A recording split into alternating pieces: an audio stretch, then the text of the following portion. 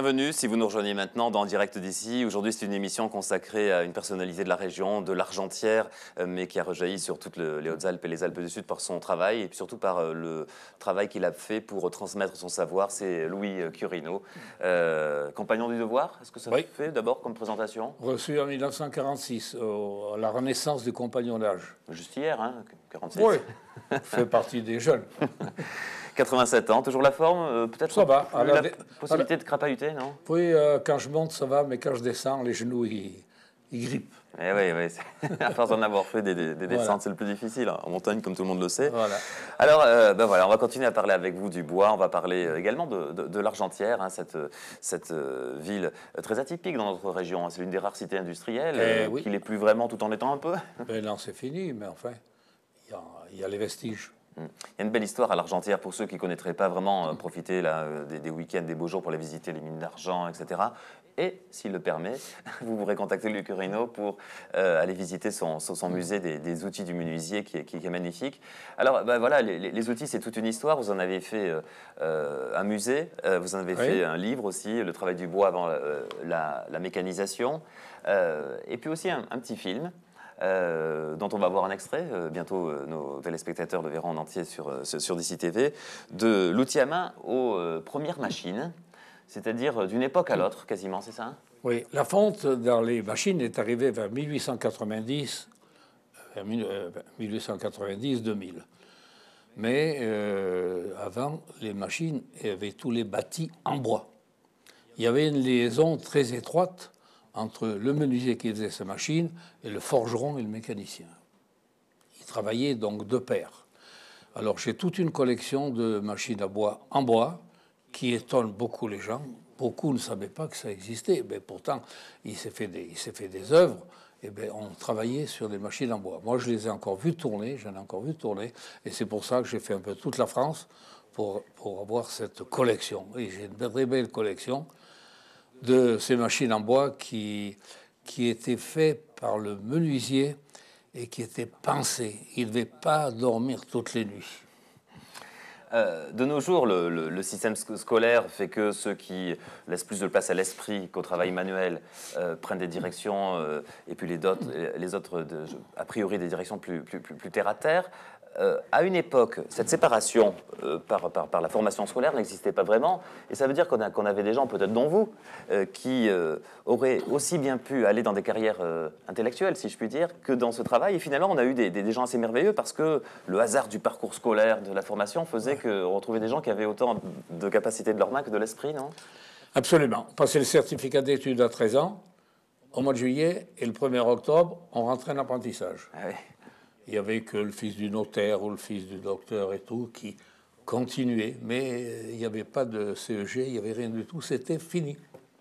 Un petit mot pour les jeunes, parce que c'est pédagogique que de l'évoquer, mais parce que c'est vrai tout simplement aussi, sur ce travail manuel là, qui a été beaucoup décrié, qu'il est peut-être un petit peu moins quand même. Oui. Hein, on a peut-être moins de parents qui disent, écoute, si tu ne travailles pas, tu iras sur les chantiers. Ça passe quand même un petit peu, je crois. C'est ce que les parents disaient avant. Tu fais rien à l'école, allez hop, tu vas aller en apprentissage. Mais non.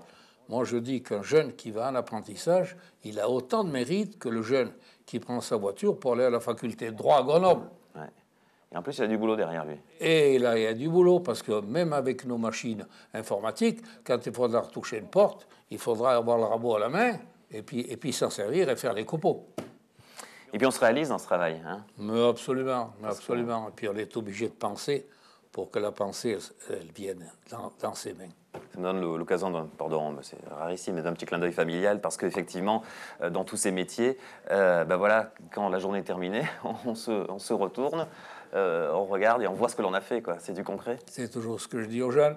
Quand vous avez fini un ouvrage, fini, vous le mettez et vous reculez de 6 pas, puis vous regardez. Et vous devez avoir une satisfaction d'avoir fait un sacré beau boulot.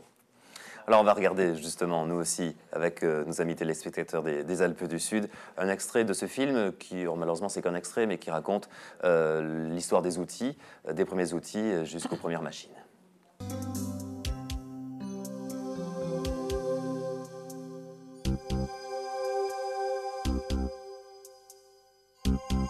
Alors cette machine a une double fonction. C'est la toupie ordinaire avec sa table. Et si on adapte ce dispositif, elle se transformera en profileuse avec un rouleau entraîneur dont les entailles sont montées en spire et nous amènera la lame avec son porte-fer vertical et réglable. Vous voyez quelle décoration et quelle attention le petit menuisier a porté à son ouvrage, à sa machine, avec le pinceau à la feuille d'or. Alors les fers sont un ensemble de 12 mm d'épaisseur avec la plaque d'acier soudée à chaud et avec les différents profils dont le menuisier avait besoin.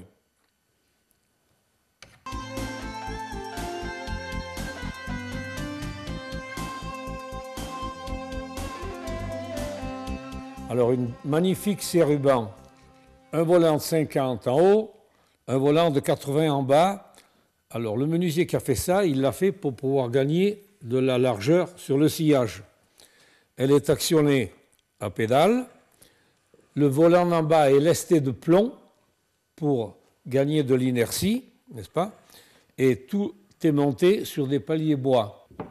Une belle tarière hélicoïdale à œil, une pièce très rare, avec la mouche.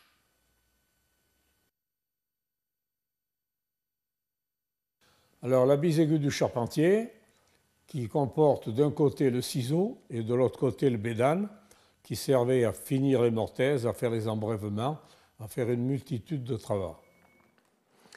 Ah, Louis, si vous le permettez, avec notre réalisateur Irénée Rostand, ça donne l'occasion de le remercier, et Léa Nubo également, qui participe de la réalisation de cette émission.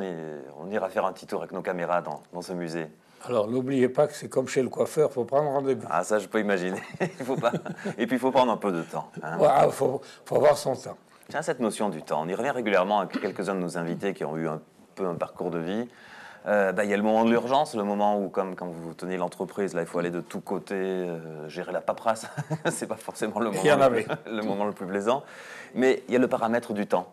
Il faut toujours laisser du temps au temps, c'est ça? Absolument. Ben, moi, j'aurais connu 3 époques. J'ai connu à l'époque la fin du travail manuel. D'abord, l'observation dans l'atelier de mon père, où j'étais dans les jambes de ces ouvriers qui étaient des artistes. L'observation d'abord. Et puis après, il y a l'ouïe. On sait quand est-ce qu'on doit arrêter de taper sur une cheville quand le bois craque avant qu'il fende. Ça, nous ne le savons plus. Puis j'ai eu la deuxième époque, qui a été la montée de la mécanique sitôt après la guerre. Et puis maintenant, je suis un spectateur devant le tableau, j'appelle ça les boîtes à boutons. L'autre jour, j'étais chez un collègue qui a des machines informatiques et je cherchais pour monter la table de rabotage. Alors le jeune qui me dit « Tu cherches la manivelle ?» Évidemment. Et ça, vous le racontez très bien, mais c'est un bonheur. Dans ce livre, Louis Cureno, compagnon menuisier au Alpin, l'histoire d'une vie rythmée par le bois, rythmée par le compagnonnage aussi, on peut l'évoquer. Bien sûr. Vous avez fait tout ce que vous pouviez pour mettre en valeur les compagnons du devoir de l'Argentière et d'ailleurs. Eh oui, j'ai fondé la maison de l'Argentière en 1984. Il y avait 8 jeunes à cette époque-là. On n'avait pas de maison, on était dans une maison en construction brute de décoffrage. Et maintenant, il y a 50 jeunes qui tournent dans l'Argentière. Et il y a beaucoup de jeunes qui sont passés par l'Argentière, parce que l'Argentière, sur le Tour de France, est la maison la plus demandée. Et ces jeunes qui reviennent sont maintenant dans les entreprises, sont cadres ou chefs d'entreprise. Et entre Briançon et Embrun, simplement, puis c'est la partie nord, ils sont 25 à 30. Incroyable. Ah ben, on était 3, il y avait les frères Bérou et moi. J'oublie de rappeler pour nos amis téléspectateurs, parce que certains ne le savent pas, hein, le principe des compagnons du devoir, du compagnonnage, de ce Tour de France.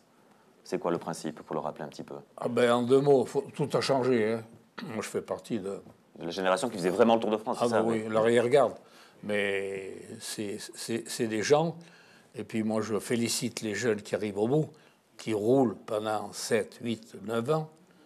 Parce que maintenant, nous, avant, on prenait le train, on avait la caisse à outils et tout.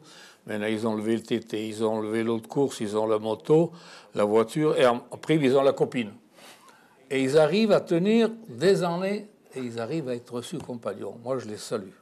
Il faut avoir fait alors un certain parcours, hein, c'est ça? Oui. En gros, de mémoire, en menant, ça marche comment à Ben peu près? maintenant, il y a des maisons de partout. Oui, tandis que moi, quand je suis Il parti... y en a à la Fressinouse, hein, aussi une, Oui. à côté de Bienne. Moi, quand je suis parti avec une maison, c'était Lyon. On partait tous de Lyon. 45, 6 ans après la guerre. On continue à parler avec beaucoup de plaisir avec Louis Curino dans un instant sur DCTV, la télévision des Hautes-Alpes et de l'Ubaye.